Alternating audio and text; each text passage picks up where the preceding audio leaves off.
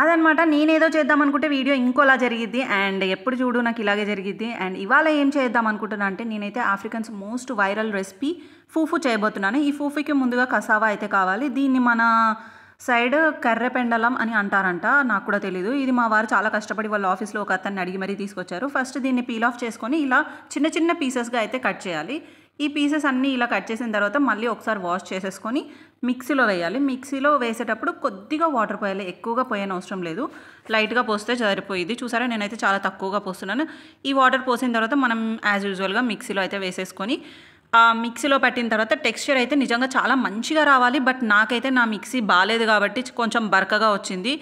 Mixie చాలా పాత పడిపోయింది అనమాట. అయినా పనిచేస్తుంది. బట్ దట్స్ గ్రేట్ నా మిక్సీ నిజంగా.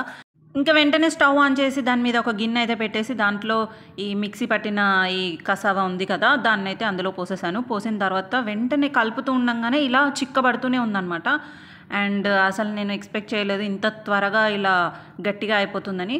బట్ నాకు వచ్చిన టెక్స్చర్ ఏంటంటే కొంచెం స్మూతీ టెక్స్చర్ లాగా వచ్చింది. కానీ వీడియోస్లో చూసిన దాని ప్రకారం అయితే ఇంకా ఎక్కువగా కొంచెం గట్టిగా కూడా రావాలన్నమాట. ఎనీవే నేనైతే ఫస్ట్ టైం ట్రై చేస్తున్నాను కాబట్టి కొన్ని మిస్టేక్స్ అలా జరుగుతూ ఉంటాయి, పట్టించుకోవద్దు. ఇక్కడ నేను ఒక 10 minutes కలిపిన తర్వాత నాకైతే ఇలా వచ్చిందనమాట టెక్స్చర్. అండ్ మీరు ఎవరైనా చేస్తే మాత్రం ప్లీజ్ ఆ వీడియోస్ చూసి పర్ఫెక్ట్గా చేసుకోండి. నా వీడియోస్ చూసి మాత్రం అస్సలు చేసుకోకండి. నేను ఎందుకంటే ఫస్ట్ టైమే ట్రై చేస్తున్నాను కాబట్టి. అండ్ అదే రోజు మా అన్నయ్య వాళ్ళు కూడా వచ్చారు. ఇంకా మా ధృతి పాప అయితే వచ్చి చూస్తూనే ఉందన్నమాట అసలు అత్త ఏం చేస్తుంది అనేసి. నేను చెప్పాను కసావా చేస్తున్నాను, ఫూఫు చేస్తున్నానని. ఇంకా అదే పనిగా కసావా ఫూఫు అంటూనే ఉందన్నమాట. చెప్పు. కసావా ఏంటిది అది?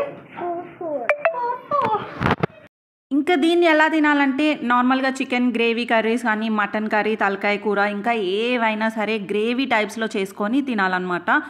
నేను చూసిన వీడియోలో అయితే అతను బీఫ్ కర్రీ లేదా pork curry with too much గ్రేవీతో తింటాడనమాట. బిస్మిల్లా అనుకుంటా. నేనైతే సింపుల్గా చికెన్ గ్రేవీ కర్రీ అయితే చేశాను. చూడడానికి అయితే చాలా బాగుంది. ఏంటిది అది? చికెన్. చికెన్ తింటావా? చికెన్ గుడ్ గర్ల్ నువ్వు. నిజంగా రివ్యూ కోసం చెప్పకు, నిజంగా చెప్పు. చెప్పు చెప్పు ఇప్పుడు చెప్పు. నిజంగా బాగుందా? బాగుందనా? నిజంగా బాగుంది. బాగుందనా అంటే నా మీద చాలా నమ్మకం అన్నట్టు, అందుకే ఒక్కటే ఏళ్ళు పెట్టి తింటున్నాడు.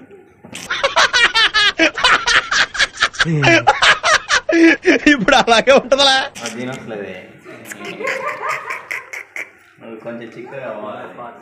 బాగుందా? ఇంకా మా స్వీటీ ఫేస్ చూస్తేనే తెలిసిపోతుంది తనకి నచ్చలేదని. ఇంకా మా వారిని అడిగాను అనమాట. మా వారైతే అసలు బాగుంది అని చెప్పట్లేదు, బాగాలేదు అని చెప్పట్లేదు. అసలు ఏమనుకోవాలో కూడా నాకు అసలు ఏమీ అర్థం కాలేదనమాట. ఇలాంటివి అడిగినప్పుడే నాకు ఏమనిపిస్తుంది తెలుసా? ఇంట్రెస్ట్ పోయింది. ఎందుకంటే ప్రతి దశలోనూ పెంట చేస్తుంటే నాకు ఇంట్రెస్ట్ లేదు. మా అన్నయ్య రివ్యూ చూసారు కదా ఇందాక.